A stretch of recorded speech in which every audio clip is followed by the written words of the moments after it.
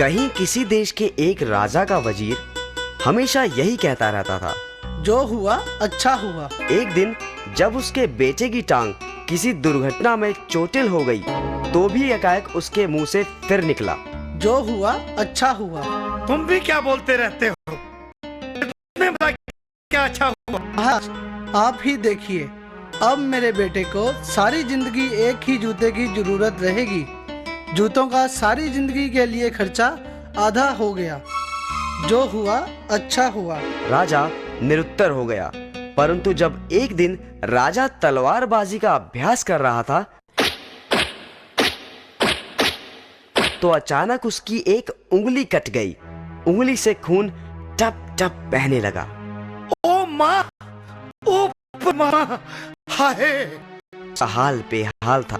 वह दर्द से छटपटा रहा था कि तभी वहां खड़े वजीर के मुंह से अपने आप निकल गया, जो हुआ अच्छा हुआ। अब तो राजा का गुस्सा 7वें आसमान पर पहुंच गया था। उसने हुक्म सुनाया, इस बेवकूफ वजीर को कारागार में डाल दिया जाए। और फिर वजीर को कारागार में बंद कर दिया गया। राजा का दरबार फिर उसी तरह लगने लगा। बस कमी थी तो बस उसी वजीर की। एक दिन राजा जंगल में शिकार करने के लिए निकला, तो रास्ता भटक गया। उसे जंगल में ही डाकू ने अगवा कर लिया। वे डाकू अपने देवता को खुश करने के लिए उसकी बलि देना चाहते थे। वो राजा को अपने पुजारी के पास ले गए। जब उसकी बलि देने के लिए तलवार उठाई गई, तो अचानक किसी की नजर राजा की कटी हुई उंगली की तरफ आन पड़ी। वह बोला, सरदार, ये हम क्या कर रहे हैं? यह मानव संपूर्ण नहीं है। इसकी तो एक उंगली कटी हुई है। बलि देने के लिए तो पूर्ण व्यक्ति की जरूरत होती है। इसलिए राजा को छोड़ दिया गया। वह वजीर के पास पहुंचा और वजीर को छोड़ दिया। और फिर राजा ने उसे बताया कि उसके साथ क्या घटा था।